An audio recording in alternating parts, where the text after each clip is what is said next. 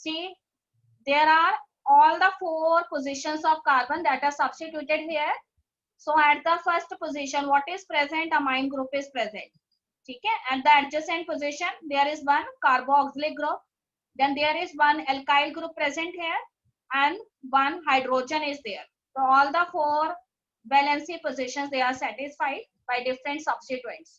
Okay बेटे, depending upon what substituent is present, उसके basis पे देखो अपनी एनसीईआरटी बुक के अंदर ये दिया हुआ है, ठीक है। तो अगर वो कहता है कि कार्बन जो है उसमें जो आर वेरिएबल एल्काइल ग्रुप है, अगर उसकी जगह पे क्या प्रेजेंट होता है, यहाँ पे हाइड्रोजन प्रेजेंट होता है, ठीक है। बाकी सारी चीजें जो है वो एज इट इज रहेंगी, carboxylic group is there, amine group is there, ठीक है, one hydrogen is there, only the alkyl group is substituted, and if it is substituted by hydrogen then the amino acid is glycine. Okay madam, अब वो कहते हैं कि if in place of hydrogen what is present, methyl is present, then the amino acid here is alanine. और उसके बाद अगर वो कहता है कि मिथाइल की जगह पे यहाँ पे क्या प्रेजेंट है, हाइड्रोक्सी मिथाइल प्रेजेंट है, तो बनने वाली अमाइनो एसिड कौन सी होगी, सीरीन होगी। ओके, तो ये हमने याद रखना है। We have how many amino acids, तो वी हैव 20 अमाइनो एसिड्स, ठीक है। That day I have discussed, I have also discussed about the nature of these amino acids. These may be the basic amino acids, acidic amino acids और neutral amino acids, ठीक है बेटे। Can any student tell me how I can classify these amino acids on the basis of the substituent? Basic amino acids कौन सी होंगी?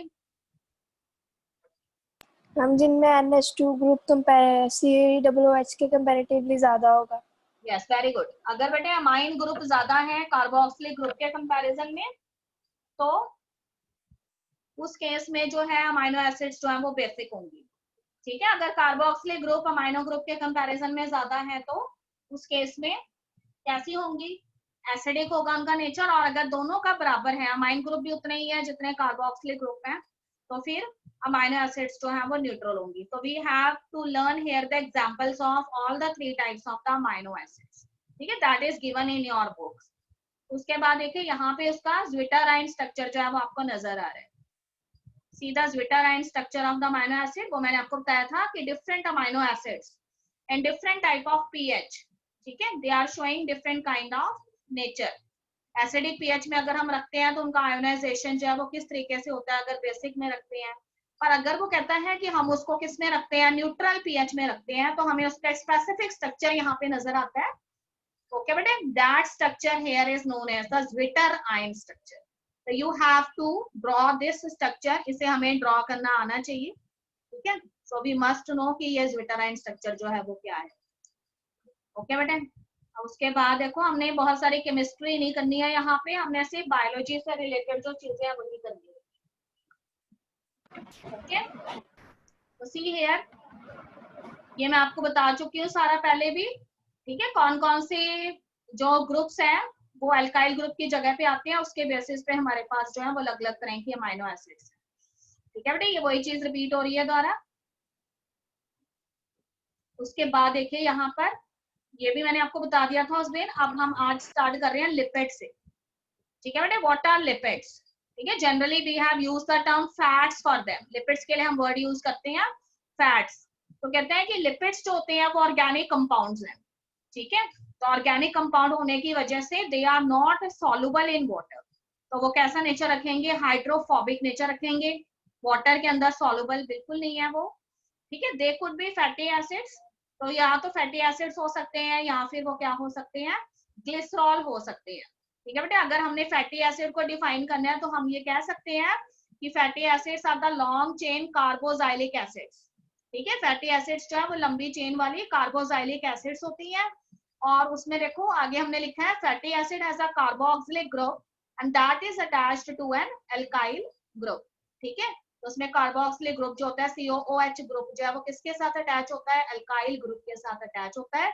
और ये alkyl group जो है वो यहाँ पे कुछ भी हो सकता है, it may be methyl, it may be ethyl, और it may be some high number of alkyl group, ठीक है। प्रोपाइल हो सकता है, ब्यूटाइल हो सकता है, पेंटाइल हो सकता है, आपको मालूम है काफी सारे एल्काइल ग्रुप्स हैं। तो कार्बन का नंबर कितना हो सकता है किसी भी फैटी एसिड में, 1 से लेके 19 तक कार्बन का नंबर हो सकता है।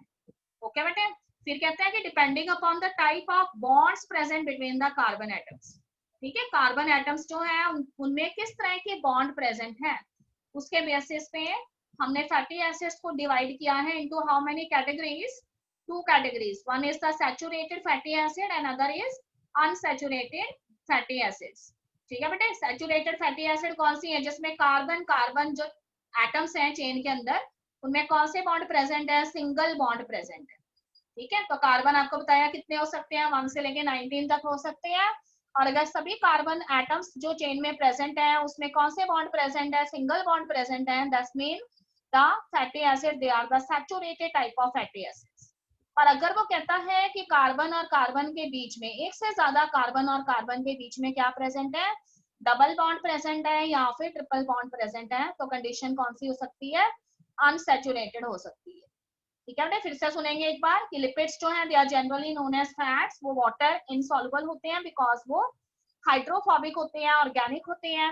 और कहते हैं कि उसके अंदर 2 चीजें हो सकती हैं, ठीक है, लिपिड्स जो हैं उसके 2 मोनोमर्स हो सकते हैं, फैटी एसिड्स एंड ग्लिसरॉल। और फैटी एसिड्स क्या है, फैटी एसिड्स जो है वो लॉन्ग चेन कार्बोजाइलिक एसिड्स होती हैं, जिसमें कार्बन का नंबर 1 से लेके 19 तक हो सकता है। और हमेशा उसके अंदर फैटी एसिड जो है वो किसके साथ ज्वाइन हो रखी होगी, एल्काइल ग्रुप के साथ ज्वाइन हो रखी होगी। एल्काइल ग्रुप कुछ भी हो सकते हैं, it may be methyl, ethyl, propyl, ठीक है, some other higher number of alkyl group is there. उसके बाद कहता है कि depending upon what type of bonds are present, if single bonds are present fatty acids are known as saturated, and if double or triple bond are there then they are comes under unsaturated, okay बेटा। see the next slide। अब कहते हैं कि fatty acids के अलावा lipid का दूसरा important component कौन सा है, ग्लिसरॉल है, ठीक है, जैसे हम सिंपली अपने वर्ड्स के अंदर ग्लिसरीन भी कहते हैं। तो ग्लिसरीन और glycerol is one and the same thing, but in case of organic chemistry में हम इसे किस नाम से जानेंगे, ट्राई हाइड्रोक्सी प्रोपेन, ठीक है बेटे। What is the formula of propane, हाँ जी, what is the formula of propane, CH3 CH2 CH3। You can simply speak, it is C3H कितने, 8। यस, ठीक है बेटे। तो कहते हैं C3 है और H कितने हैं, 8 है। तो देखो ट्राई हाइड्रोक्सी वर्ड का मतलब है कि 3 H जो है उसकी जगह पे कौन से ग्रुप आ गए हैं, हाइड्रोक्सी ग्रुप आ गए हैं, ठीक है बेटे। हाइड्रोक्सी के लिए हम क्या सफिक्स यूज करते होते हैं, OH हम यूज करते हैं, ठीक है। तो इसका मतलब 3 हाइड्रोजन जो है उनको यहाँ पे किसने रिप्लेस कर लिया है, 3 हाइड्रोक्सी ग्रुप्स ने रिप्लेस कर लिया है, ठीक है। बाकी चीजें एज इट इज रहेंगी। फिर कहते हैं कि कुछ लिपिड्स ऐसे हो सकते हैं जिनमें सिर्फ और सिर्फ फैटी एसिड हो, कुछ ऐसे हो सकते हैं जिनमें सिर्फ ग्लिसरॉल्स होंगे, और कुछ ऐसे हैं जिनके अंदर क्या है, फैटी एसिड्स और ग्लिसरॉल जो है वो साथ साथ है, ओके बेटे।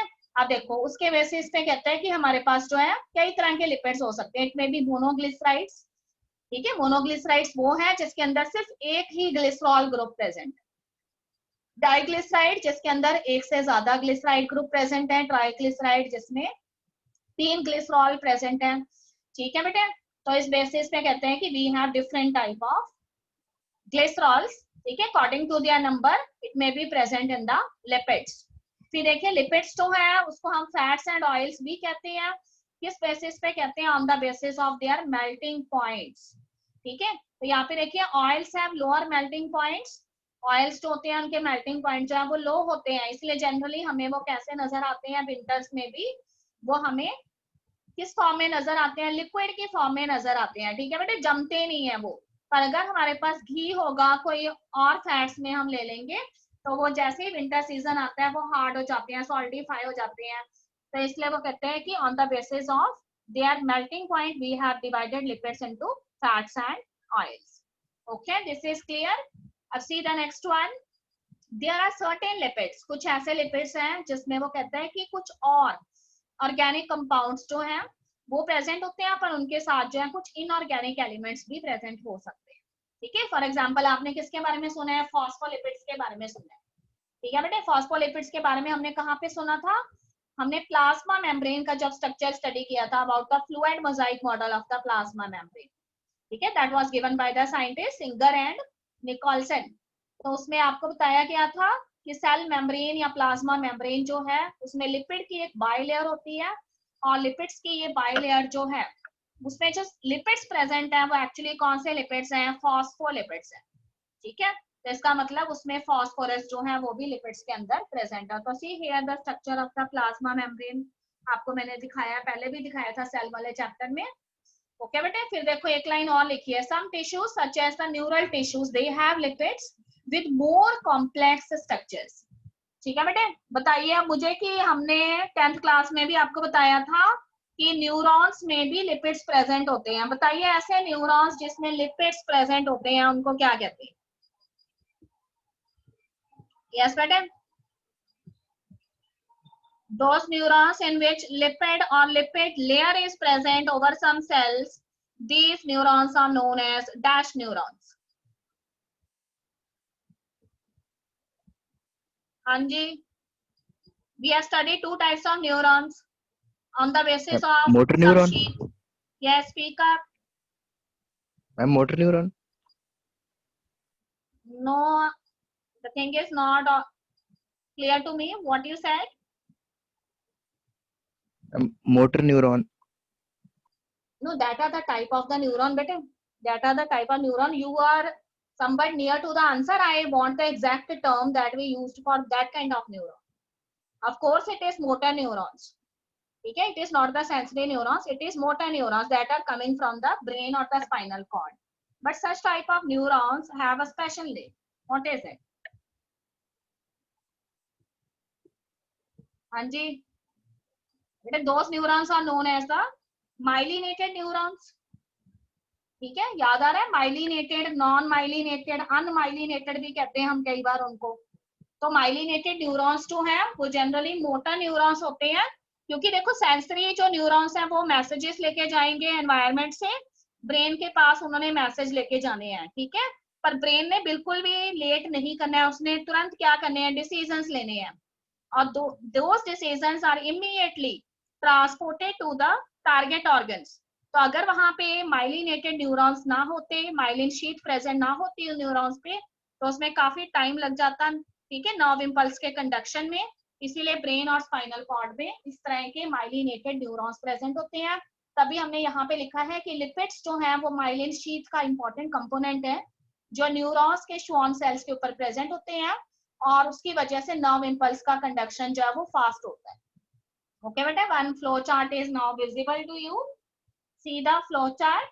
We have classified the lipids into how many categories? 3 categories. ठीक है, these are the simple lipids, compound lipids and the derived lipids. ठीक है बेटे, simple lipids क्या होते हैं? देखो यहाँ पे लिखा है हमने, simple lipids are the esters of the fatty acids. ठीक है, what is the, हाँ जी, esters के लिए हम क्या सिंबल यूज करते हैं ऑर्गेनिक केमिस्ट्री में? COOR. यस बेटे, वेरी गुड। ठीक है, उसमें आर जो है वो एल्काइल ग्रुप है। ऑलराइट, तो कहते हैं कि अगर फैटी एसिड्स जो है उनका एस्ट्रिफिकेशन करवा दिया जाए, यानी एस्टर्स के साथ उनकी रिएक्शन करवा दी जाए, तो जो हमें लिपिड्स मिलते हैं वो सिंपल टाइप ऑफ लिपिड्स होते हैं। ठीक है, देखिए यहाँ पे हमने लिखा है नीचे, esters of fatty acids and glycerols, the fats, ठीक है, which are liquid at room temperature, they are known as oils. ठीक है, तो कुछ उनके अंदर फैट्स हो सकते हैं और कुछ उसके अंदर क्या हो सकते हैं, ऑयल्स भी हो सकते हैं। वो मैंने आपको पहले ही बता दिया हुआ है कि अगर वो फैट्स हैं तो इसका मतलब जब टेम्परेचर काफी लो होगा तो वो क्या हो जाएंगे, सॉलिड हो जाएंगे। पर अगर वो ऑयल्स हैं, उनका मेल्टिंग पॉइंट पहले ही लो होता है, तो फिर वो हमेशा लिक्विड फॉर्म में बने रहते हैं। ओके बेटे, देखो यहाँ पे कंपाउंड लिपिड्स की डेफिनेशन क्या दी गई है, asters of fatty acids and alcohol. ठीक है, तो उसमें वो कहते हैं कि फैटी एसिड्स जो है उनके साथ एस्टर्स तो प्रेजेंट है, पर साथ में क्या प्रेजेंट है, अल्कोहल ग्रुप भी है। ठीक है, अल्कोहल के लिए हम क्या सफिक्स यूज करते हैं, OH सफिक्स यूज करते हैं, अगर आपको अच्छे से याद है।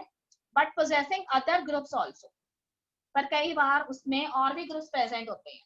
ठीक है, जैसे अगर हम कहते हैं कि ग्लाइकोलिपिड्स, ग्लाइकोलिपिड्स अगर हम वर्ड यूज करते हैं, तो ग्लाइकोलिपिड्स वर्ड के अंदर ग्लाइको वर्ड जो है यहाँ पे किसके लिए आया है, शुगर के लिए आया है। ठीक है बेटे, अगर हम फॉस्फोलिपिड वर्ड यूज करते हैं, इसका मतलब एक एलिमेंट और प्रेजेंट है इसके अंदर, और वो कौन सा एलिमेंट है, फॉस्फेट है। ओके, फिर उसके बाद देखिए यहाँ पर डिराइव्ड लिपिड्स कौन से हैं? Formed by the fused hydrocarbon rings with a long hydrocarbon side chains. ठीक है, कॉम्प्लेक्स टाइप ऑफ लिपिड्स जो होते हैं जैसे कि कोलेस्टेरॉल होते हैं। ठीक है, तो उसमें वो कहता है कि इसमें एक से ज्यादा हाइड्रोकार्बन जो है वो आपस में फ्यूज हो रखे होते हैं, और इसके अलावा जो है हाइड्रोकार्बन जो है वो लीनियर फैशन में ही नहीं होते, इसके अलावा लॉन्ग चेन्स जो है वो हाइड्रोकार्बन की और प्रेजेंट होती है साइड चेन की फॉर्म में, यानी ब्रांच्ड हाइड्रोकार्बन होती है। ठीक है, एक से ज्यादा हाइड्रोकार्बन फ्यूज हो रखे होंगे और उसके अलावा उनकी अपनी साइड चेन्स भी होंगी, तो वो कॉम्प्लेक्स टाइप ऑफ लिपिड्स हो जाएंगे, तो इसके अंदर कोलेस्टेरॉल आते हैं। ठीक है, तो कोलेस्टेरॉल के बारे में आप जानते हैं, कोलेस्टेरॉल जो है वो हाई ब्लड प्रेशर का कारण बन जाते हैं। कैसे बनते हैं वो भी आपको मालूम है कि आपकी जो आर्टरीज होती हैं उसके अंदर ये कोलेस्टेरॉल जो है वो उनकी वॉल्स के ऊपर एक्यूमुलेट होने लग जाते हैं, जिससे ब्लड इजिली फ्लो नहीं कर पाता है। ठीक है, तो उस केस में प्रॉब्लम आती है, क्लॉट्स वगैरह भी बन जाते हैं। ओके बेटे, तो ये सारा क्लियर है सभी बच्चों को? देखो यहाँ वैक्सीज के बारे में भी बताया हुआ है, वैक्सीज आर एस्टर्स और long chain fatty acids and long chain alcohols. ठीक है, तो कहते हैं कि अगर फैटी एसिड्स की लॉन्ग चेन्स प्रेजेंट है और उसके साथ लॉन्ग चेन अल्कोहल्स की भी प्रेजेंट है, तो बनने वाले लिपिड्स जो है उनको हम क्या कहते हैं? वैक्स कहते हैं। ओके बेटे, उसके बाद देखिए यहाँ पर आपको कुछ लिपिड्स जो हैं उनके केमिकल फॉर्मूलाज दिखाए गए हैं। हमने इतने बड़े केमिकल फॉर्मूला से डरना नहीं है। ठीक है, सिर्फ ये ध्यान रखना है, इसको लर्न करने का एक ही तरीका है, हमने ये देखना है कि कौन सी जगह पे क्या चीज का सब्स्टिट्यूशन हुआ है। ठीक है बेटे, देखो जिस पे मेरा कर्सर जा रहा है ये फॉस्फोलिपिड जो है उसका फॉर्मूला है।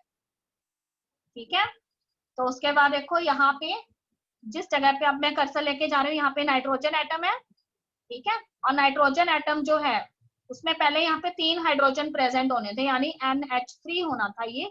अब तीनों हाइड्रोजन का सब्स्टिट्यूशन करके वहां पे कौन सा ग्रुप आ गया हुआ है? मिथाइल ग्रुप आ गया। ओके बेटे, फिर यहाँ पे देखिए ये प्रोपेन ही है, अगर आप ध्यान से देख रहे हो तो ये प्रोपेन ही है, और उसमें प्रोपेन जो है उसके अंदर 3 एल्काइल ग्रुप्स जो है वो अटैच है, पर जो थर्ड वाला कार्बन एटम है उसमें और ज्यादा सब्स्टिट्यूशन हुआ है। यहाँ पे आपको क्या नजर आ रही है? ठीक है, फॉस्फेट ग्रुप नजर आ रहा है जो ऑर्थोफॉस्फोरिक एसिड का डेरिवेटिव है, और यहाँ पे जो है ठीक है अमोनिया अटैच था, पर अमोनिया में भी 3 हाइड्रोजन का सब्स्टिट्यूशन करके यहाँ मिथाइल ग्रुप्स आ गए। ठीक है, तो इसमें से हम 3 स्ट्रक्चर जो है वो लर्न करेंगे। हमने फैटी एसिड का नहीं करना है, हमें ग्लिसरॉल का स्ट्रक्चर ड्रॉ करना आना चाहिए, हमें ट्राइग्लिसराइड्स का स्ट्रक्चर आना चाहिए, और हमें फॉस्फोलिपिड्स का स्ट्रक्चर आना चाहिए। ओके बेटे, ये 3 हमने करने हैं, बाकी हम नहीं करेंगे, कोलेस्टेरॉल का नहीं करेंगे क्योंकि वो एरोमेटिक नेचर रखता है। ठीक है, उसके बाद देखो हम आ गए न्यूक्लिक एसिड पे। लिपिड्स का किसी स्टूडेंट को कोई प्रॉब्लम तो नहीं बेटे? ठीक है, आपको स्ट्रक्चर ड्रॉ करने जो है वो 1 मार्क के अंदर आ सकते हैं, पर जो मैंने आपको बताए हैं सिर्फ वही आएंगे, वो आपको कैसे करने हैं वो आपने उसकी लिख के प्रैक्टिस करनी है, आपको इजीली आ जाएंगे। ठीक है बेटे, 1-2 बार अगर हम उसे ध्यान से देखेंगे और फिर लिख के करेंगे तो वो हमें इजीली आ जाएंगे, बड़े बड़े से फॉर्मूला देख के हमें डरने की कोई जरूरत नहीं है। ठीक है, because we have to study 1 full book in 12th class, that is for organic chemistry. ठीक है, पूरी की पूरी एक बुक है ऑर्गेनिक केमिस्ट्री की 12th क्लास में। तो अगर हम इतने छोटे से फॉर्मूला यहाँ नहीं कर पाएंगे तो वो पूरी बुक रिएक्शंस की ही है, और वो भी हमने अगले साल करनी है, तो we should not bother about that. Okay, we are starting with the next topic and that is nucleic acids. ठीक है बेटे, वी हैव ऑलरेडी डिस्कस्ड ठीक है few words about this nucleic acids are actually the polymers, and these are the polymers of the simplest monomeric units which are known as the nucleotides। ठीक है, तो nucleic acids जो है वो बड़े बड़े पॉलीमर्स होते हैं। किसके बने हुए हैं ये पॉलीमर्स? न्यूक्लियोटाइड से बने हुए हैं। और न्यूक्लियोटाइड जो है वो हमें कैसे नजर आते हैं? कहते हैं कि उसके कंपोनेंट्स में क्या आता है, तो आपको बताया था 3 चीजें होती हैं, one is the sugar molecule, another is the phosphate group, and third thing is the nitrogenous bases। Okay बेटे, तो कहते हैं कि शुगर मॉलिक्यूल जो है वो किस तरह से हमें नजर आता है अपने केमिकल स्ट्रक्चर की फॉर्म में, तो ये एक हेट्रोसाइक्लिक रिंग होता है कार्बन एटम्स का। ठीक है, देखो मैंने यहाँ पे लाइन लिखी है हेट्रोसाइक्लिक रिंग। हेट्रोसाइक्लिक रिंग का मतलब है कि वैसे तो पूरा का पूरा जो रिंग है वो कार्बन एटम से बना हुआ है, बस एक कार्बन एटम जो है उसका सब्स्टिट्यूशन हो रखा है किसी और एलिमेंट के जरिए। ठीक है बेटे, हमने इस रिंग का स्ट्रक्चर यहाँ कोई नहीं स्टडी करना, बस हमने इतना याद रखना है कि ये शुगर मॉलिक्यूल जो है वो पेंटो शुगर है। ठीक है, 5 कार्बन से बना हुआ शुगर मॉलिक्यूल है और वो एक हेटेरोसाइक्लिक रिंग की फॉर्म में प्रेजेंट है। फिर उसके अलावा इसमें फॉस्फेट ग्रुप्स होते हैं और फॉस्फेट ग्रुप जो है वो किससे आते हैं, तो कहते हैं कि ऑर्थोफॉस्फोरिक एसिड से आते हैं। ठीक है, हाँ जी, can anybody know the formula of orthophosphoric acid? Orthophosphoric acid, no idea? It is H3PO4। ठीक है बेटे, H3PO4 ऑर्थोफॉस्फोरिक एसिड। तो ऑर्थोफॉस्फोरिक एसिड का जब आयोनाइजेशन होता है तो उसमें से फॉस्फेट ग्रुप रिलीज होते हैं। ठीक है, फिर देखो नाइट्रोजीनियस बेसिस तीसरा कंपोनेंट है। आप कहते हैं कि अगर सिर्फ नाइट्रोजीनियस बेस की बात करें तो नाइट्रोजीनियस बेसिस कितने तरह के हैं? 2 टाइप्स के हैं। दीस में भी पुरीन्स और दीस में भी पिरिमिडीन्स, पहले भी बताया था। पुरीन्स जो है वो 2 तरह के हैं, एडेनिन एंड ग्वानिन। और पिरिमिडीन्स जो है वो कितने तरह के हैं? वो भी 2 तरह के हैं, थाइमिन एंड साइटोसिन। ओके बेटे, अब देखो जिसके नीचे मैंने जिसको लिखा है ना उसी के साथ उसकी बाइंडिंग होगी। हमेशा याद रखो कि न्यूक्लिक एसिड में एक पुरीन जो है एक पिरिमिडीन के साथ बाइंड करता है और किसी भी न्यूक्लिक एसिड का जो एक्सोस्केलेटन है वो शुगर से और फॉस्फेट ग्रुप से बना हुआ होता है और उसके सेंटर में हमेशा नाइट्रोजीनियस बेसिस प्रेजेंट होते हैं और नाइट्रोजीनियस बेसिस पे हमेशा एक पुरीन एक पिरिमिडीन के साथ बाइंड करता है। तो अगर हमारे पास पुरीन कौन सा है? एडेनिन है, इसका मतलब एडेनिन ने किसके साथ बाइंड करना है? थाइमिन के साथ बाइंड करना है। और अगर हमारे पास ग्वानिन है तो ग्वानिन ने किसके साथ बाइंड करना है? साइटोसिन के साथ बाइंड करना है। ओके बेटे, अब सीधा नेक्स्ट वन। फिर कहते हैं कि नाइट्रोजीनियस बेसिस जो है वो शुगर मॉलिक्यूल के साथ जब अटैच होते हैं तो बनने वाली यूनिट को हम क्या कहते हैं? न्यूक्लियोसाइड कहते हैं। ठीक है, फिर से सुनेंगे, जब सिर्फ और सिर्फ शुगर मॉलिक्यूल के साथ कौन अटैच है? नाइट्रोजीनियस बेसिस अटैच है, then the unit which is formed it is known as nucleoside.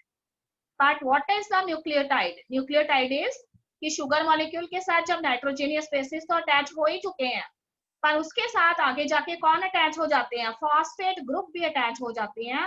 तो बनने वाली यूनिट को हम यहाँ पे क्या कहते हैं? न्यूक्लियोटाइड कहते हैं। ओके बेटे, तो अगर हम कहते हैं कि न्यूक्लिक एसिड जो है वो पॉलीन्यूक्लियोटाइड है, इसका मतलब इसके अंदर खूब सारे न्यूक्लियोटाइड्स जो है वो एंड टू एंड फैशन में जुड़े हुए हैं, चेन लाइक फैशन में जुड़े हुए हैं। और उस दिन भी मैंने आपको बताया था कि न्यूक्लिक एसिड में जिस बॉन्ड की हेल्प से ये न्यूक्लियोटाइड्स अटैच होते हैं उस बॉन्ड को हम फॉस्फोडाइएस्टर बॉन्ड कहते हैं। ठीक है, इसका मतलब देखो नाम से पता लग रहा है, एक उसके अंदर फॉस्फेट ग्रुप है, डाइएस्टर मींस कितने एस्टर ग्रुप्स हैं? 2 एस्टर ग्रुप।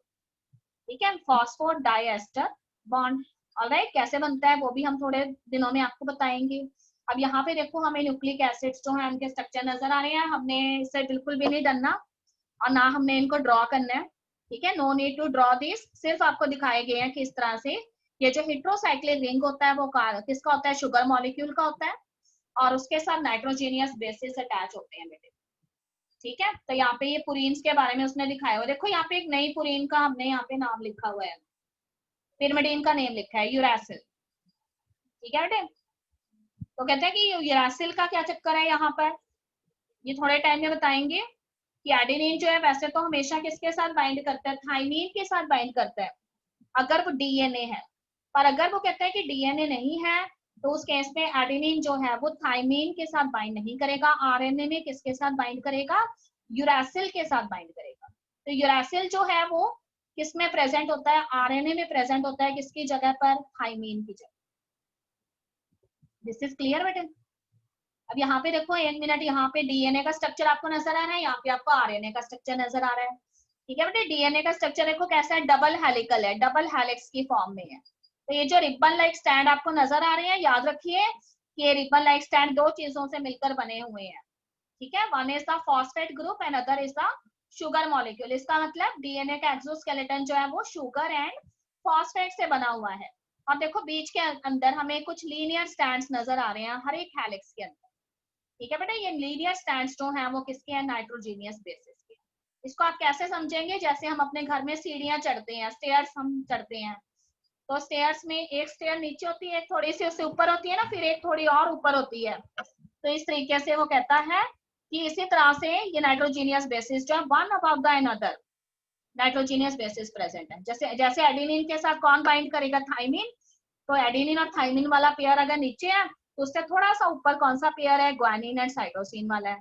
ठीक है, जैसे जैसे सीढ़ियां होती हैं, स्टेयर्स होती हैं, उसी तरीके से ये नाइट्रोजीनियस बेसिस इसके सेंटर में प्रेजेंट।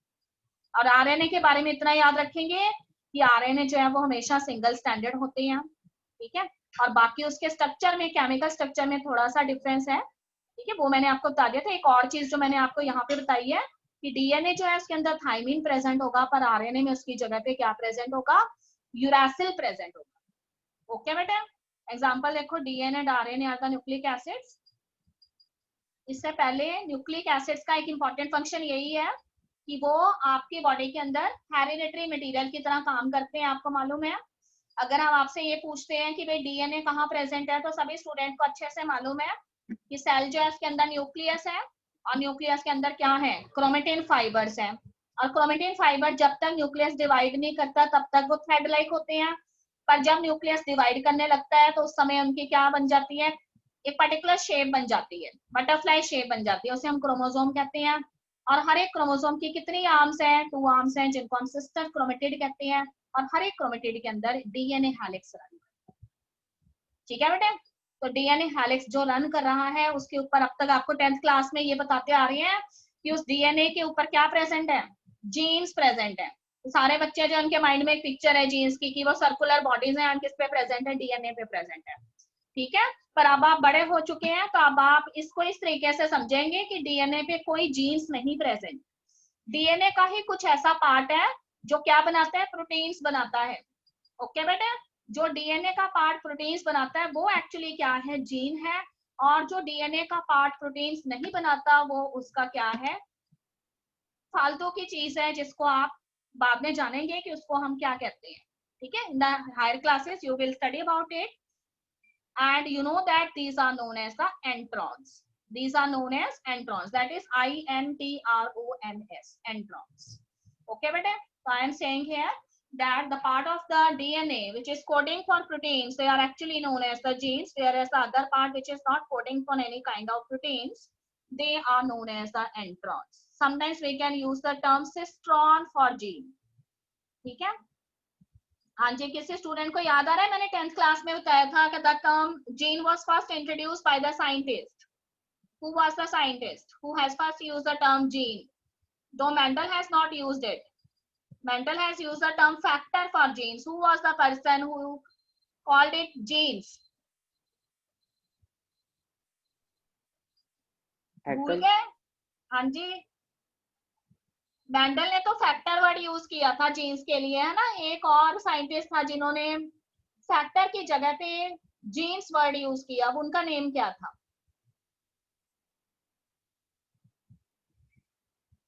चलो कोई बात नहीं, the name of the scientist is Watson. Okay बेटे, the name of the scientist is Watson. और अब आप एक नया टर्म उसके लिए यूज करेंगे, अब हम जीन्स को सिस्ट्रॉन भी कहेंगे, that is CISTRON, cistron. Okay beta, see the next topic, we have still 6 minutes. What are primary and secondary metabolites? ठीक है, प्राइमरी मेटाबोलाइट्स क्या होते हैं, सेकेंडरी मेटाबोलाइट्स क्या होते हैं, ये हमारा अगला टॉपिक है। तो कहते हैं कि प्राइमरी मेटाबोलाइट्स जो हैं वो एक्चुअली फोटोसिंथेसिस के प्रोडक्ट होते हैं। ठीक है, तो अगर हम कहते हैं कि कार्बन डाइऑक्साइड एंड वाटर जो है वो आपस में रिएक्ट करते हैं और क्या बनते हैं, कार्बोहाइड्रेट्स बनते हैं। तो these carbohydrates they are the product of photosynthesis, so you can also call it as photosynthetes. So these photosynthetes are actually the primary metabolites or the primary metabolic product. ठीक है, so here I have written these are the metabolic products of photosynthesis and they are called photosynthetes, and they are playing important functions and roles in normal physiological functions of the plant body or any animal body. ठीक है बेटे, देखो photosynthesis की अगर बात करें तो plant ही होगा, क्योंकि एनिमल्स की अगर यहाँ बात करेंगे तो फिर ये थोड़ी गड़बड़ सी हो जानी है। ठीक है, तो कहते हैं कि प्लांट की बॉडी में जितने भी इंपॉर्टेंट फिजियोलॉजिकल रिएक्शंस हो रही हैं, बायोकेमिकल रिएक्शंस हो रही हैं, उन सब के अंदर इनका इंपॉर्टेंट रोल होता है। ठीक है, पर कई बार अगर आपने किसी प्लांट को बहुत ध्यान से ऑब्जर्व किया है, हम उसके लीफ प्लग करते हैं, कई बार हम उसके फ्लावर प्लग करते हैं, तो आपके हाथ में कुछ लग जाता है मिल्की सब्सटेंस। ठीक है बेटे, लेटेक्स कहते हैं हम उसको। आप कहते हैं हाथ खराब हो गया, मेरे हाथ पे कुछ चिपचिपा सा लग गया है, गमी सब्सटेंस होता है। तो these special type of chemicals which are released by certain plant parts, ठीक है, though they are not doing some specific role in the metabolic activities of the plant, but they are playing an important function related with defense. तो ये जो poisonous chemicals होते हैं जो plant जो है उसके लिए डिफेंस का काम कर रहे हैं, ठीक है। तो ये तरह तरह के हो सकते हैं, दिस में बी अल्कोलॉइड्स, दिस में बी फ्लेवोनॉइड्स, दिस में बी रबर, दिस में बी एसेंशियल ऑयल्स, ठीक है। हम कई बार नींबू निचोड़ने की कोशिश करते हैं, लेमन लेते हैं अपने हाथ में, उसको निचोड़ने की कोशिश करते हैं, तो उसका जो ऊपर वाला पील होती है उसमें से कुछ ऑयल निकलता है, आपकी आंख में चले जाता है, ठीक है। अगर फ्रेश हमारे लेमन है या ऑरेंजेस हैं तो ये उसके एसेंशियल ऑयल्स होते हैं, ठीक है। एंटीबायोटिक्स जो हम यूज करते हैं, उसके अलावा कई तरह के पिगमेंट्स हमें मिलते हैं, जैसे इंडिगो हमें मिलता है, इंडिगो फेरा प्लांट से। इंडिगो क्या होता है, नील होता है जो कपड़ों में लगाते हैं हम, ठीक है। कई तरह के परफ्यूम्स हमें मिलते हैं, अच्छे अच्छे जो हमारे फ्लावर्स हैं उनमें से स्पाइसेस मिलती हैं। तो ये सारी चीजें जो हैं वो प्लांट्स के द्वारा प्रोड्यूस किए हुए कुछ एसेंशियल केमिकल्स हैं जो प्लांट की फिजियोलॉजिकल रिएक्शंस में तो नहीं इंपॉर्टेंट रोल प्ले करते पर डिफेंस का काम करते हैं। तो इन्हें हम सेकेंडरी मेटाबॉलिक प्रोडक्ट्स या सेकेंडरी मेटाबोलाइट्स कहते हैं। दिस इज क्लियर बेटे? यस बेटे, दिस इज क्लियर। ये हमारा हाफ ईयरली सिलेबस का हमारा ये लास्ट चैप्टर है, ठीक है। इसके बाद जो हम सिलेबस करेंगे वो आगे का होगा, वो यहाँ तक हमें हाफ ईयरली का पेपर आएगा बायोमोलिक्यूल्स तक, ठीक है। ये चैप्टर दिखने में जितना टफ लग रहा है ये उतना है नहीं, बड़े आसानी से आपको समझ आ जाएगा एक बार रीडिंग लेने से। हमने बहुत सारे केमिकल स्ट्रक्चर्स पे फोकस नहीं करना है यहाँ पर, क्योंकि सेम चैप्टर अगली बार 12th क्लास में भी है, तो केमिकल स्ट्रक्चर हम वहां करेंगे जाकर, ठीक है। ऑर्गेनिक केमिस्ट्री में need not to study about that, ये मैं ऑलरेडी बता चुकी हूँ, ठीक है बेटे। देखो यहाँ पे बायो मैक्रोमोलिक्यूल के बारे में एक बार मैंने फिर से बताया कि बायो मैक्रोमोलिक्यूल हमेशा जब भी हम फिल्ट्रेशन करते हैं, ठीक है, किसी भी प्लांट मटेरियल का या एनिमल मटेरियल का, तो हमेशा उसमें हमें एक फिल्ट्रेट मिलता है और एक रिटेंटेड मिलता है। अगर आपको याद हो तो फिल्ट्रेट को तो हमने एसिड सॉल्युबल पूल कहा था ना, और रिटेंटेड को हमने क्या बोला था, एसिड इनसॉल्युबल पूल। तो हमेशा बायो मैक्रोमोलिक्यूल्स जो हैं वो हमें एसिड इनसॉल्युबल पूल में मिलते हैं, और वो कितने तरह के हैं देखो, वो हमारे पास 4 तरह के हैं। दिस में भी proteins, nucleic acids, polysaccharides and lipids, okay बेटा। फिर कहता है कि इसके अलावा इसमें एक एक्सेप्शन है, प्रोटीन का भी काफी ज्यादा मॉलिक्यूलर वेट है, न्यूक्लिक एसिड का भी है, कार्बोहाइड्रेट्स या पॉलीसेक्राइड्स का भी है, पर लिपिड्स जो है उनका मॉलिक्यूलर वेट जो है वो 10,000 डाल्टन से ज्यादा नहीं है, पर फिर भी वो बायो मैक्रोमोलिक्यूल्स में क्यों रखे गए हैं उसके बारे में मैं आपको अगले वाले लेक्चर में बताऊंगी। फिर देखो उसका कहता है कि मॉलिक्यूलर वेट जो है वो 10,000 डाल्टन से ज्यादा होता है हमेशा बायो मैक्रोमोलिक्यूल्स का, और इन एसिड इनसॉल्युबल फ्रैक्शन में मिलते हैं, ऑलरेडी मैं बता चुकी हूँ। और मैक्रोमोलिक्यूल्स जो है वो सेल में कहाँ पे होते हैं, तो कहते हैं कि सेल जो है उसमें वो साइटोप्लाज्म और जितने भी साइटोप्लाज्म में ऑर्गेनेल्स होती हैं, ठीक है बेटे, उनके इंपॉर्टेंट कंपोनेंट्स होते हैं ये मैक्रोमोलिक्यूल्स। याद रखिए सेल का जो साइटोप्लाज्म है और जितनी सेल ऑर्गेनेल्स हैं उन सभी के इंपॉर्टेंट कंपोनेंट्स कौन होते हैं, बायो मैक्रोमोलिक्यूल्स होते हैं।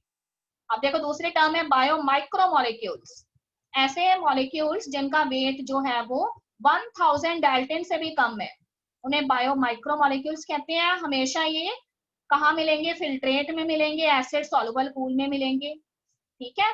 और साइटोप्लाज्म की थोड़ी बहुत कॉम्पोजिशन जो है उसको ये फॉर्म कर, जबकि सेल ऑर्गेनेल्स जो होंगी उसकी ज्यादा कॉम्पोजिशन कौन फॉर्म करेंगे, बायो मैक्रोमोलिक्यूल फॉर्म करेंगे, ओके मैडम।